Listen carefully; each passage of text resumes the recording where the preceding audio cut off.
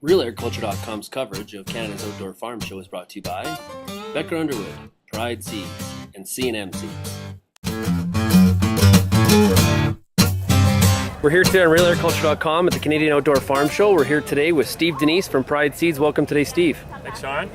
Okay, Steve, let's talk about Refuge. There's been a lot of attention on Refuge lately in the farm media. Why is Refuge so important in corn?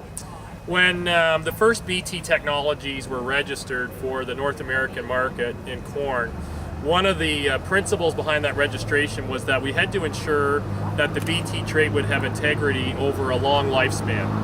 And the one way to do that was to make sure that we planted a refuge area whereby insects could multiply, and we would always have a susceptible part of the population available for insects like corn borer or corn rootworm would be the two principal ones. So the pest, you actually want the pest to attack your cornfield? For the trait to work, actually, the pest does have to take a bite into the corn in order to digest the protein that actually provides the control. So in all actuality, we're not preventing an infestation. What we're doing is actually they're going to nibble a little bit, take in the protein, then the insect dies off. So what we want within that population is, because if you had 100% just BT corn, there's always a certain percentage of a population. Doesn't matter if it's weeds, doesn't matter if it's insects, doesn't matter disease, that's naturally tolerant to what you're putting as a control tool in that field. And so what we want with Refuge is to provide an area where you can still have reproduction of susceptible strains of the population so that the overall population remains susceptible to the trait. So what happens then with the refuge block is 20% was deemed scientifically through testing to be a sufficient refuge to allow for that to happen.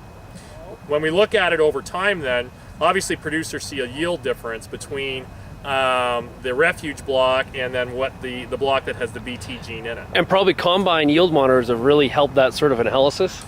Combine yield monitors have helped that analysis. Certainly when we talk about corn, when you have a real corn borer infestation, you see the tops of the plants fall out, you see a distinct red color, so it's very evident that you've got something going on in that crop. So what farmers tend to do then is they want to maximize the utility of that trait in as many acres as possible.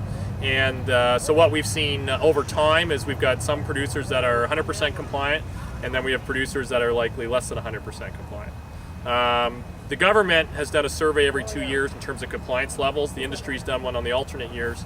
And last year what it found was 61% of the producers were compliant, which means that you've got almost 40% of the producers that have not been 100% compliant in planting that refuge, which is a concern to the government.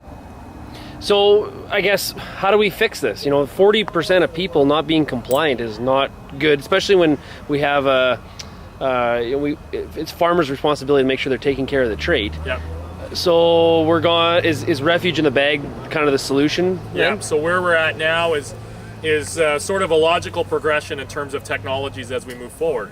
And we're moving from hybrids that have single traits in them with one mode of action, and now we're starting to see the stacking of traits. And we see that in the new Genuity Smart Stacks platform as an example, or Genuity VT Double Pro that we're incorporating in with the Pride genetics. And what that does then is provide us with multiple modes of action. So it's really no different than what we're doing in some weed control situations where we're adding one or two herbicides together to get multiple modes of action on a particular weed. And so what the government now is doing is put forward is saying, okay, that's great.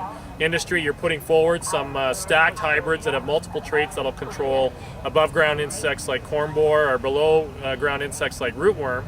And since you're doing that, we feel the risk of resistance goes down because of those multiple modes.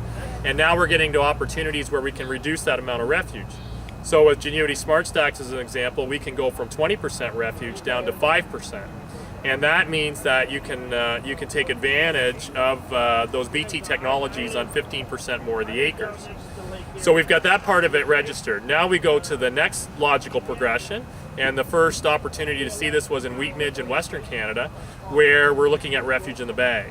And refuge in a bag then provides a system where you've got 95% of the corn in the bag is going to have the multiple BT genes in it, and then you're going to have 5% which is a refuge corn, and then it's a one bag solution. So we're looking at this coming into place potentially for 2012, but probably more so for 2013.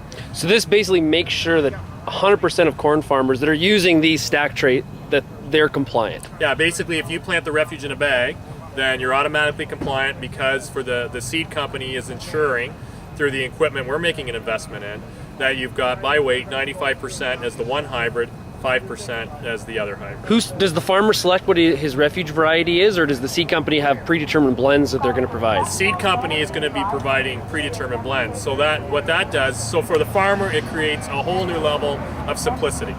For seed companies, it creates a whole new level of complexity. So we're making a significant investment in terms of our plants. In the case of Pride Seeds or AgReliant Genetics, it's an investment in every seed plant across North America. And that investment is from a production perspective, or putting in the bag.